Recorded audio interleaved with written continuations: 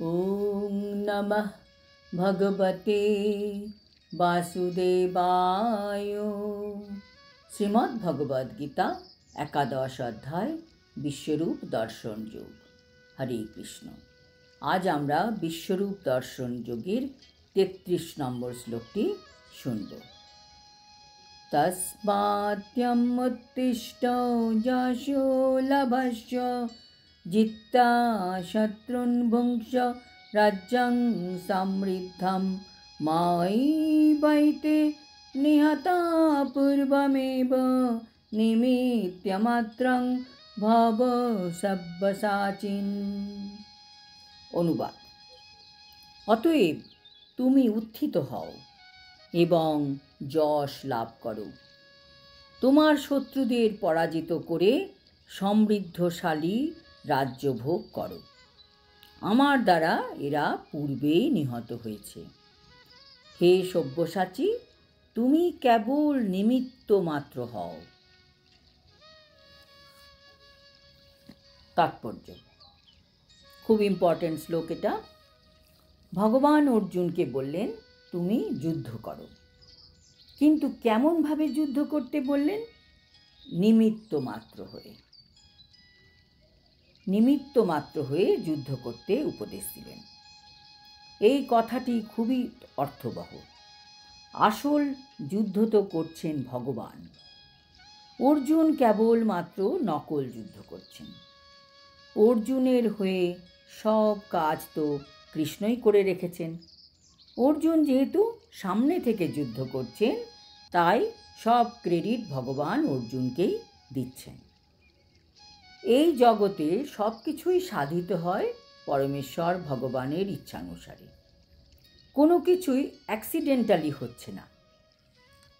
যাদের যথেষ্ট জ্ঞান নেই, তারা মনে করে প্রকৃতির কার্যকলাপ হচ্ছে পরিকল্পনাবিহীনভাবে, এবং যা যা প্রকাশ পাচ্ছে তাদের আকস্মিক উদ্ভব বলে মনে করে তারা। এমনকি অনেক বৈজ্ঞানিকরাও বলে যে হয়তো এটি এই রকম ছিল, বা বলে এই রকম হলেও হতে পারত। কিন্তু হয়তো, হতে পারে, এই কথাগুলি সম্পূর্ণ ভ্রান্ত।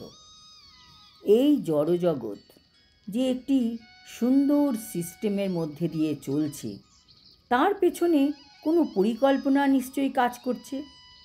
পরিকল্পনা বিনা কোনো জিনিসই সুষ্ঠুভাবে চলতে পারে না।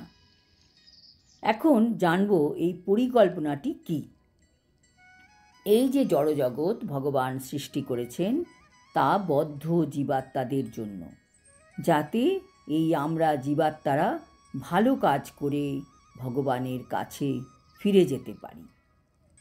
কিন্তু জড়জগতে বিভিন্ন ইন্দ্রিয় তৃপ্তির ফলে জীবের মনোভাব হয়ে যায় অত্যন্ত দাম্ভিক, এবং সে তখন এই জড়জগতের উপর আধিপত্য করতে চায়। কাজে সে হয়ে যায় তখন বদ্ধজীব। এই শ্লোকে অর্জুনকে কৃষ্ণ সব্যসাচিন বলে সম্বোধন করেছেন। সব্যসাচিন তাকেই বলা হয় যিনি অত্যন্ত দক্ষতার সঙ্গে যুদ্ধক্ষেত্রে তীর নিক্ষেপ করতে পারেন। এইভাবে অর্জুনকে একজন সুদক্ষ যোদ্ধা রূপে সম্বোধন করা হয়েছে, যিনি তীরের দ্বারা শত্রু সংহার করতে সমর্থ। এই জগতে সকল জীব যা যা কর্ম করছে, তা সবই হচ্ছে নিমিত্ত মাত্রম। কাজে যারা ভক্ত, তারা যথার্থই বুদ্ধিমান। তারা পরমেশ্বর ভগবানের পরিকল্পনার কথা উপলব্ধি করতে পারেন, এবং তারা সব সময় কৃষ্ণ ভাবনায় ভাবিত হয়ে ভগবানের সেবায় নিয়োজিত হন। তাদের কেউ যখন প্রচার কার্য বা অন্য যে কোনো ভগবানের সেবা কার্যের জন্য প্রশংসা করেন, তখন কিন্তু তিনি তার দ্বারা মুগ্ধ হন না, কারণ তিনি ভালোভাবেই জানেন তিনি হচ্ছেন নিমিত্ত মাত্র। এই জড়জগতের সৃষ্টিকার্য আর বিনাশ কার্য সাধিত হয় ভগবানের উৎকৃষ্ট পরিচালনায়। ভগবান জানেন কখন কাকে সৃষ্টি করতে হবে এবং কখন কাকে ধ্বংস করতে হবে। এইভাবেই ভগবানের পরিকল্পনা অনুসারে কুরুক্ষেত্রের যুদ্ধ সংগঠিত হয়েছিল। অর্জুন যুদ্ধ করতে চাইছিলেন না, কিন্তু তাকে বলা হয়েছিল যে পরমেশ্বর ভগবানের ইচ্ছা অনুসারেই তার যুদ্ধ করা উচিত, তাহলেই তিনি সুখী হবেন। কেউ যখন সম্পূর্ণভাবে কৃষ্ণ ভাবনাময় হন এবং ভগবানের অপ্রাকৃত সেবায় তার জীবনকে সর্বতোভাবে উৎসর্গ করেন, তিনি সার্থকতা লাভ করেন। আজ এই পর্যন্ত।